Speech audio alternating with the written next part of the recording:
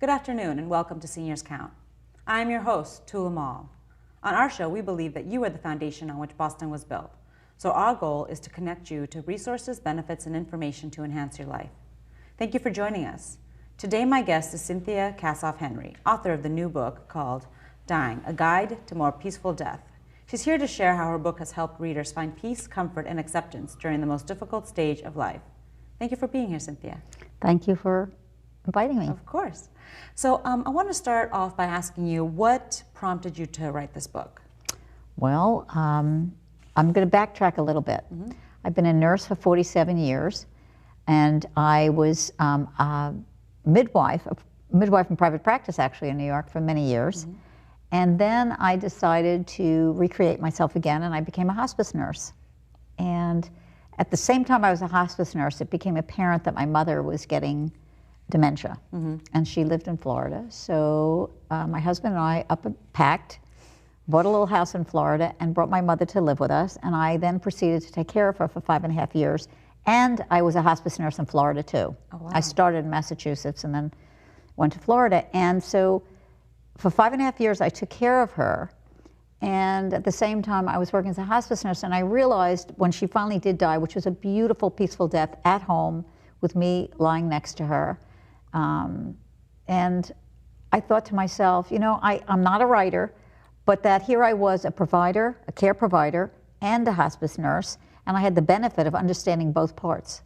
So I thought that I would write this book, which is a very simple book, to explain to people the steps that they can go through to make it less complicated, because it is such a difficult time. Yeah. So that was actually going to be my next question, is what makes you an expert in this topic? So it's, how many years were you a hospice nurse? Can you give us a little? Sure. I was a hospice nurse for 8.5 years, and at the same time taking care of my mother for 5.5 years. But I was also a nurse for all those years before that, so clearly I was involved with people that were very ill, and so I've always been taking care of people, and I've always had the understanding about all the different cycles of life, especially being a midwife. You know, that was the beginning of life, and then I, you know, went to the end of life. But it's all very similar because it's families in crisis. Even though having a baby is a happy thing, it's still a crisis of sorts because it's something so new. Big changes in life, right? So who is this book for? Well, I think this book is for everybody. I think it's a very simply written book. It's a very thin book because I didn't think people, especially if they are in crisis, are going to want to sit down and read a 400-page book. So I think this book is mostly for people my age, which is, I'm the first group of the boomers. And I think it's mostly because we're the people that are now getting diagnoses, and we're taking care of our parents. So it's a twofold thing, but it really is for everybody, because I personally know of people in their 20s taking care of their parents. So it's, you know, it's for people to have an understanding that as much as it's a very sad time, it's also a time to rejoice in who the person is that's ill, and also to live the best life you can until the end. And there's so many books about, so you talk about the stages of life. There's so many books about pretty much every stage of life, though. If you're having a baby, how to plan for a baby, so many. If you have teenagers, what to do with them. But there's, I mean, I haven't seen that many books about grief. When my brother passed away, I looked for something to explain that, you know, what I was feeling. And it was really hard for me to find. So, I mean, I don't know if they've shown the book, but this is the book. And it is very thin. And, I mean, the font's pretty big. I did that on purpose. Do you know what the font is? Maybe 614? I don't know what it is, but I did that, and I also put a page after every chapter that's blank so that people could actually take notes for themselves. I see. And, you know, I did that on purpose because I think most of the people that really are going to buy it are a little bit older, and so I just made it that it was easier. And it was. I mean, I read through it, and it was very easy to read. I mean, you could really get through the chapters quickly, but yeah, I agree with you. There aren't that many books out there that cover this topic. And so would you say this is for the people taking care of those who are dying, or as well for someone who maybe got a terminal illness and is, you know, how to prepare for their own? It's definitely for both. For both. It's for both the person taken care of, it's for the person who is ill, and it's also for the surrounding loved ones. Because a lot of people have such difficulty with the topic that they almost can't even be involved. But I think that my book will maybe help people to understand because it's such a complicated issue. Yeah. You know, people kind of bring it back to themselves because I think everybody's a little bit afraid of dying. So if they can be a little more comfortable with it, then maybe they can help a little more for the person. Because I find that within families, there's usually one child or one person who kind of takes charge. In my case, it was me and my family because I'm a nurse, and I was also a hospice nurse. I mean, it would have been, you know, almost ridiculous if I wasn't the person to take care of my mother. Yeah. So, you know, but it's nice to have a group around. Yeah, and I can imagine it's probably a nice book if you are dealing with this situation to be able to talk with. So if it's, you know, you have it, you give it to your siblings while Absolutely. it's something to help you guys talk about what you're dealing with. So, and you kind of covered this, but why is it difficult for people to talk about these subjects? Well, I think the first reason is fear. It's fear of the unknown. We know what happens when you're born because then you live. But none of us have been there. And I certainly haven't been there and hope not to be for a while. But and so I think it's fear of the unknown. Yeah.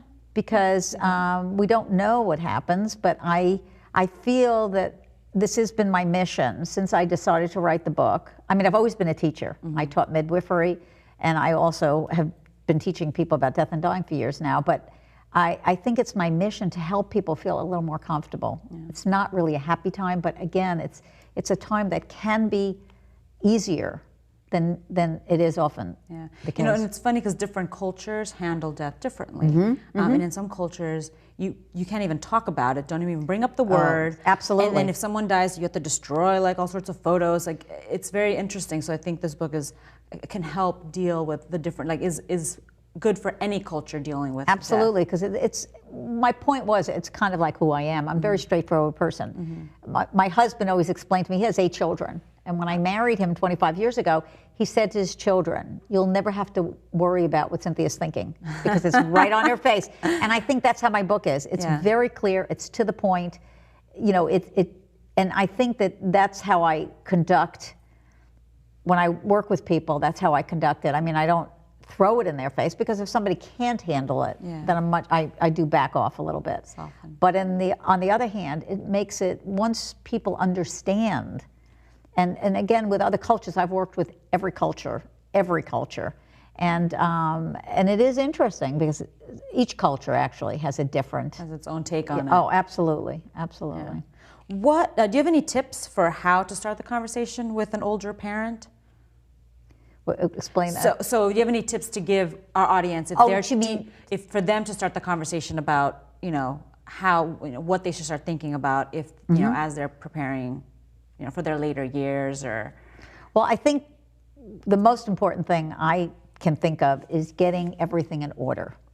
And I talk about this a lot in the book because unfortunately there's so many negative things that do happen when people have living wills or you know, whatever it is that they want, their desires are, a lot of times families do not respect that. I have literally had to go with a chart and say to the family, why are you not doing what your loved one wanted? And I think if you start that ahead of time when you're not sick, you'll have a much more believable, like if you say, this is what I truly want, and let's do it together. Now, I write about it in the book, there's now a legal document, and it is legal in Massachusetts, called the 5 Wishes. And you can get that online or from a hospice. You don't have to be in hospice to get it, but you can get it from a social worker. And you actually can write down, it's not done by a lawyer, but it is legal in, I think, 42 states or something like that, and Massachusetts is one of them. And you actually write down your wishes. And you can do it with your family, with your children. Now, it is a little bit painful, but when you're well is the time to do it. Yeah. So I think that's the most important part of all of this, is to get everything in order, to have the conversation before it becomes a crisis, because then everybody is so emotional. And so it's best to do that early on. So can you tell us what you mean by get everything in order? Like maybe give us 3 things that people should get into order. Yeah. Well, you have your will, which is your possessions. You have your living will or 5 wishes. You have what's called, well, if you choose to have a do not resuscitate order. And that's where it gets the most emotional.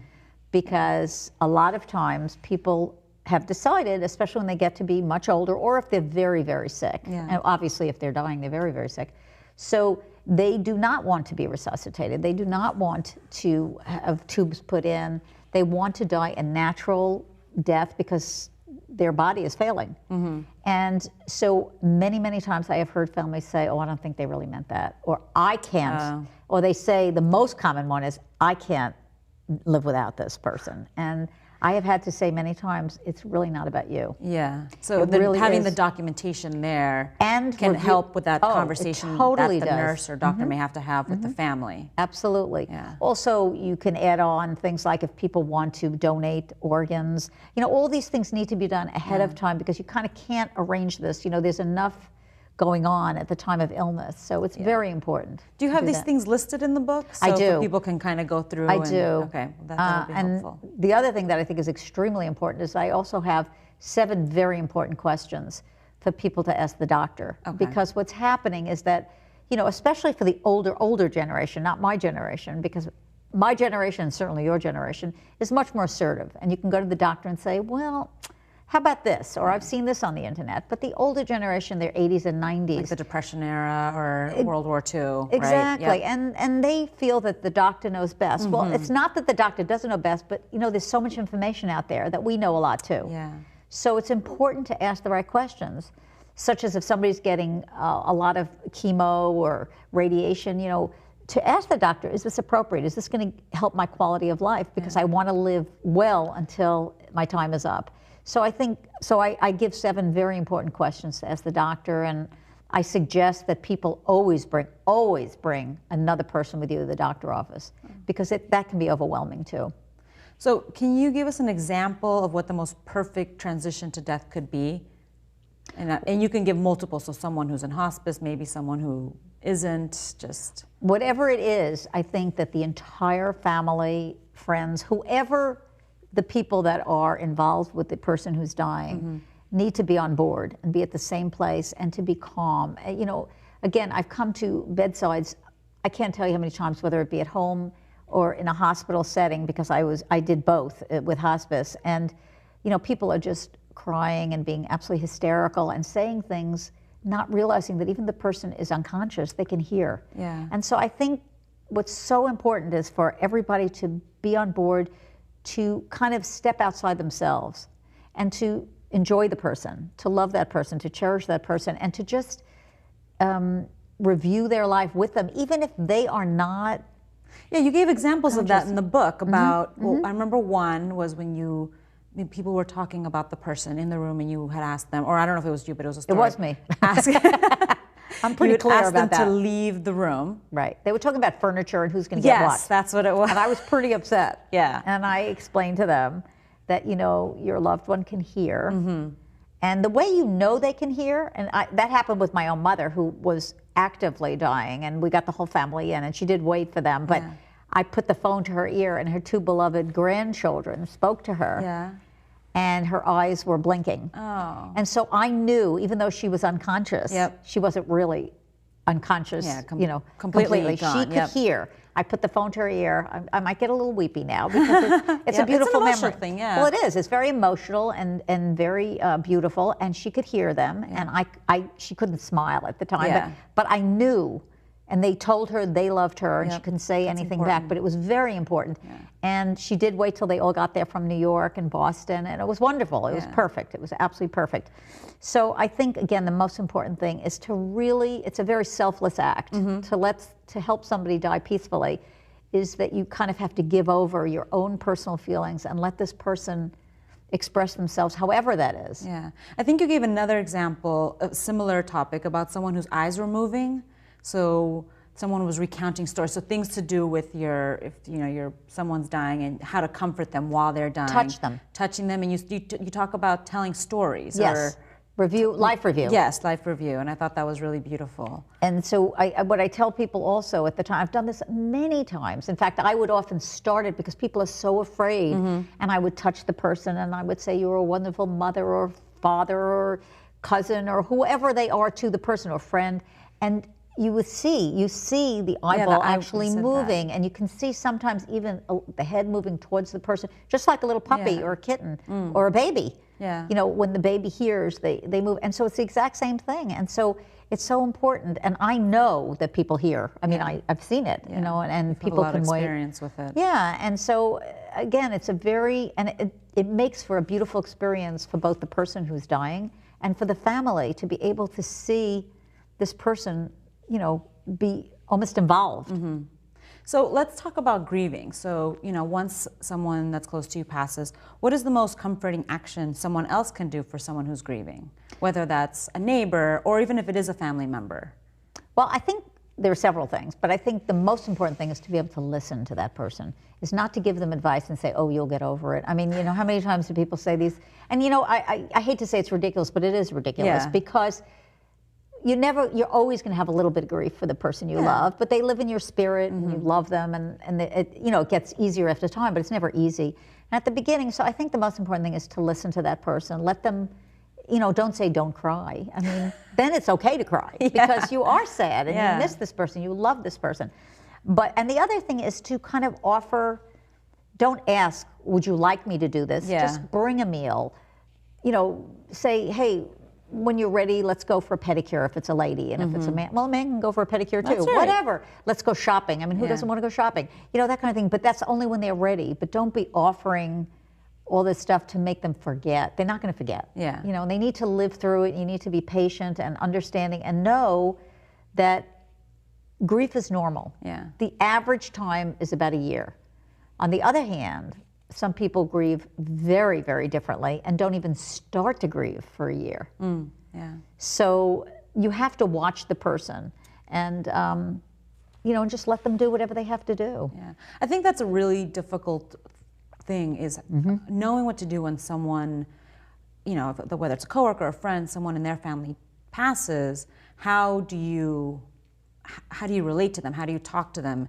And I don't think there is enough information out there. And so people say the same thing all the time. Oh, sorry for your loss. But I've always thought there's got to be another thing to say or something else to do. And I agree with you with the whole, you know, instead of offering, like, can I help? Just actually do something specific. Right. You know, like, can I take you out for lunch? Or I'd like to take you out for lunch or for a cup of coffee or bring the lunch to them. Yeah. And just say, you know, and just to let them know that you really understand that they're hurting and that it's okay. And that you don't even have to talk. Then, you don't even have to talk. Then just listening to them. Exactly. You know, deal with the situation or even, you know, whatever. All right, so I have one more question. Most often when we discuss dying, we're talking about a person who has had a long life. So you think about older adults.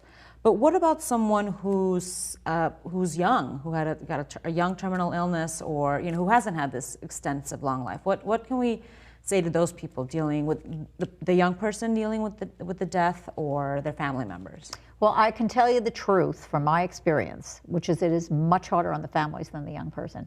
Young people mature beyond. I get a little emotional about this because I have had young people die with me, and you know, they're extraordinary. They grow up so fast. They so get it. And when I talk about young people, I'm also talking about like 12-year-olds and that kind of thing. Children. It's the adults, because it's so powerful and painful, and because you know they're not going to live the life that you wanted for them. So that's much, much harder. And that goes into the realm of beyond me. You know, sometimes you need to get a real therapist in there or a social worker to get in there to really deal, because it's very, very powerful to see a child, because when somebody's in their 80s or 90s, not that death is ever welcome or a happy thing, but you feel that that's a life, it's lived a long life. But when somebody's 12 years old or 15 or 20 or 30, that's really tough. You know, I look to this movie star who just died. I don't really know him, but Paul Walker. Paul Walker. And you see that. I mean, I never knew him. I didn't ever even heard of him. But what I'm seeing on the news is what a loving, lovely person. He left a 15-year-old. I mean, I'm sure that people around him are inconsolable because he's 40 years old and had a whole life ahead of him. So it's very hard. So I think you just have to let people grieve, and just to, you know, it's just much harder. I think it's much harder. And you need to bring in some professionals that are beyond what I'm capable of doing. Based on your experience, why do you think young people, when they are themselves terminally ill, why do you think they mature so much faster? What's happening, or what do you think? Well, I think the younger we are, I think it was Aristotle, I'm not sure, that said we're born basically knowing everything, and then we get stupider as we get older. And so I think what he really meant by that, he didn't use those words, Yeah. those are my words, but I think what he meant by that is that we're so innocent, and the older we get, the less innocent we get in terms of fears. We start getting more fears, and I think younger people get it much faster.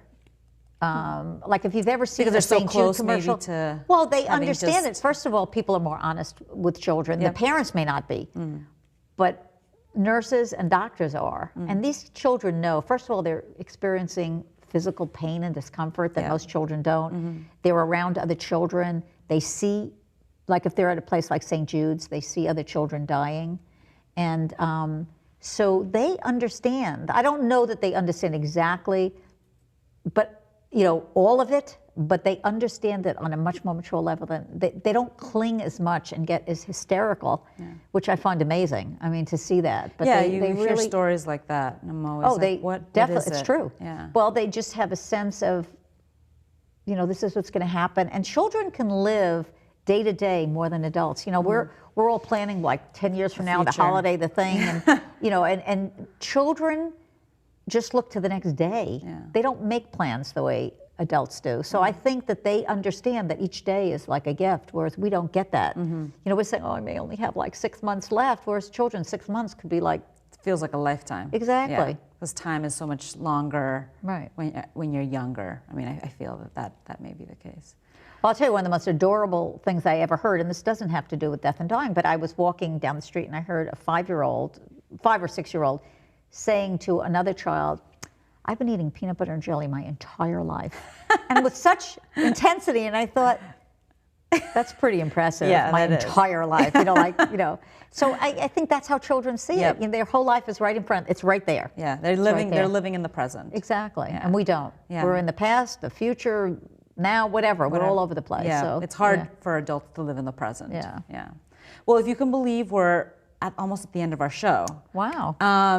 So maybe, is there something you want to leave our audience with? Maybe something we haven't covered, something I've forgotten to ask you about Well- your book, or I mean, you said you're also writing a blog, maybe, or how to reach that blog. Yeah, I'm on southendpatch.com and also Brookline Patch. And I'm going to be giving a big talk on January 6th at Project Place. Great. So I'm excited about that. And I'll be hopefully putting something in, I'll be putting that in the South End. So that'll, on the events. But I think my mission is to help teach people. I think I have been. I think I have a gift to do that. And I just feel like it's so important Yeah. on so many levels, not just for the person who's dying, but for the family, because it brings families together. It allows people to feel that they did a good job at such an important time in somebody else's life. And I think that's just unbelievably important. Yeah. And you're so easy to talk to, so I can imagine you must be an amazing teacher. Oh, well, one would hope. I mean, that's my goal. So thank you so much for coming. Thank you. And it was so lovely to talk to you. And hopefully we'll see you again. I hope so.